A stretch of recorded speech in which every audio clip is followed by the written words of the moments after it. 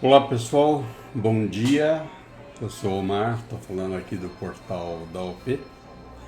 Agora 9 horas e 48 minutos do dia 4 de março de 23. Bem, gente, ontem nós conversamos, né, sobre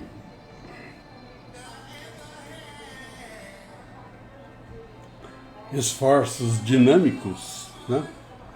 E demos alguns exemplos, né? Um deles foi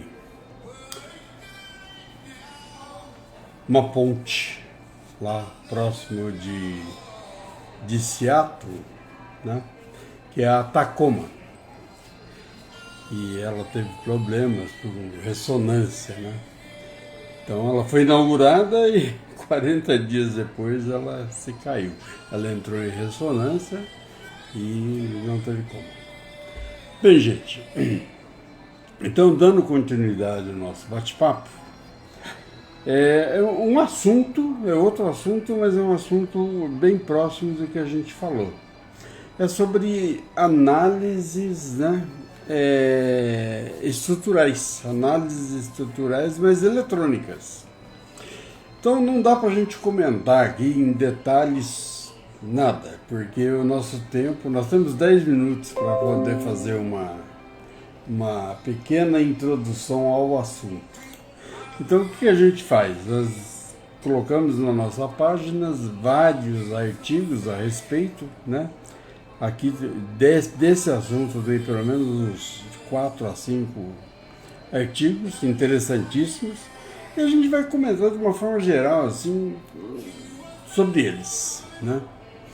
Então um dos primeiros que a gente tem, né, conhecimento é exatamente o Nastran, que é esse que está, né, o Inventor Nastran, logo aqui à esquerda na parte superior.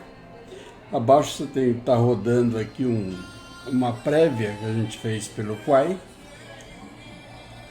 de várias ilustrações e literaturas a respeito de uma análise estrutural eletrônica, né? Então, o que a gente pode comentar aqui com vocês, eu vou dar como exemplo que acho que é mais fácil, né? Deixa-me mudar de tela aqui. Nós fizemos a apresentação, tem várias imagens aqui. Vocês vão ver, Sabadou, né? Análise estrutural eletrônica, softwares, né? Como sempre, a nossa lógica aqui, nosso probleminha de lógica, né? Mas vamos às imagens. Aqui a gente volta a fazer a imagem da ponte, né? Lá de Tacoma, né? E quando ela foi inaugurada, era isso aqui. Tá? 40 dias depois, isso aí tudo caiu. Tá? Então, nós comentamos também que a gente tem uma publicação, né, de resmate. Então tá aqui, vocês vão achar isso aqui lá no nosso portal da OP do YouTube, né? Nós temos esse vídeo, tá? E uma segunda apresentação, dando continuidade ao resmate. Em duas apresentações a gente apresentou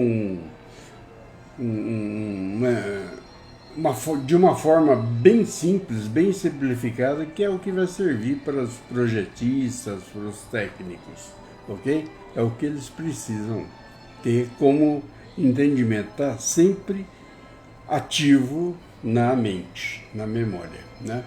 Aqui foi um trabalho que isso aqui foi eu que fiz, né? Um sistema de alijamento de bombas para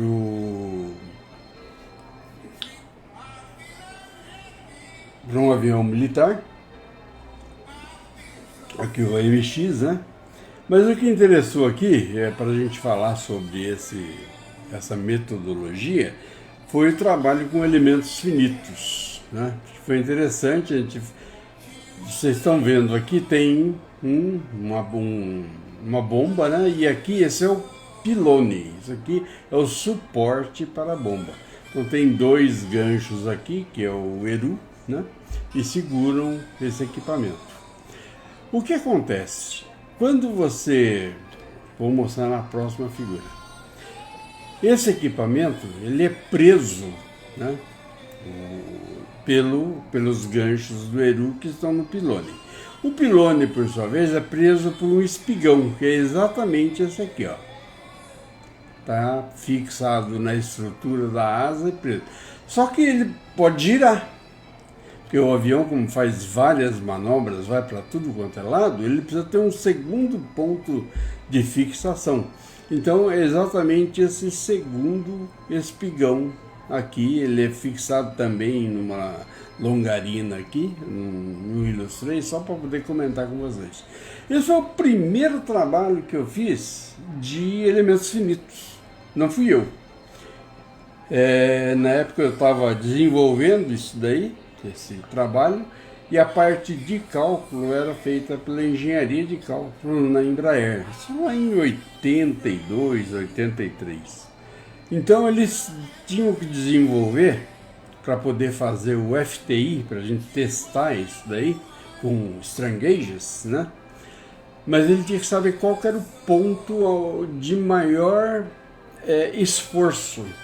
E isso foi feito eletronicamente. Só que naquela época não tinha esses softwares que a gente está vendo aqui do lado, que são coloridos, como é o Nastran, né?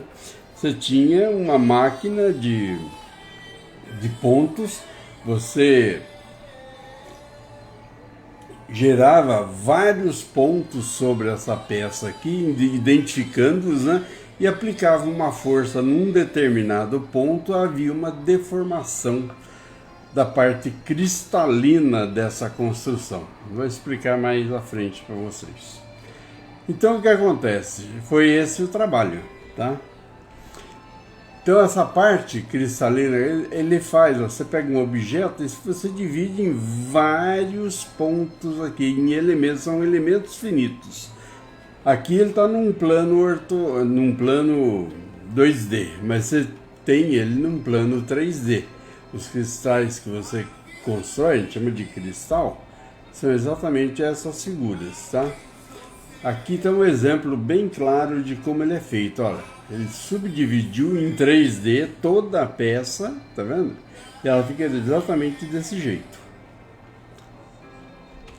Isso já usando um Nastran, um CATIA, né? Um SolidWorks, um Solid Edge, tem vários, né? Aqui você vê, por exemplo, o nível de... Ele impõe uma carga em algum ponto, então você tem um nível de cargas, tá vendo? Até do azul ao vermelho, então o vermelho é onde está mais crítico, tá vendo? Então nível de cargas aqui, ó.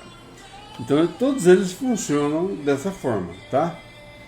Então, gente, isso eu uso bastante, eu tenho aqui, inclusive, o Nastran.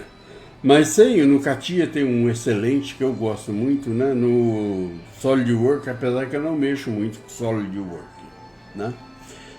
Mas todos os softwares modernos têm essas aplicações, ok?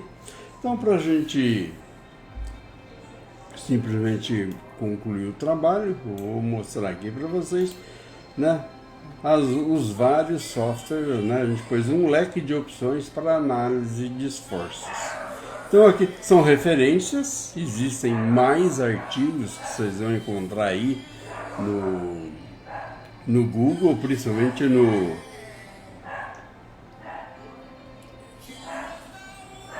Google,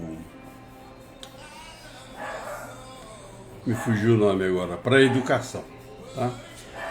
Gente, era esse aqui o bate-papo que eu queria que vocês soubessem. A gente deu início a essa conversa e a gente está concluindo com essas imagens que vocês estão vendo. E um grande abraço para todos, PT, saudações e procurem, desenvolvam, vejam esse artigo, venha na nossa página e dali você tem acesso a várias outras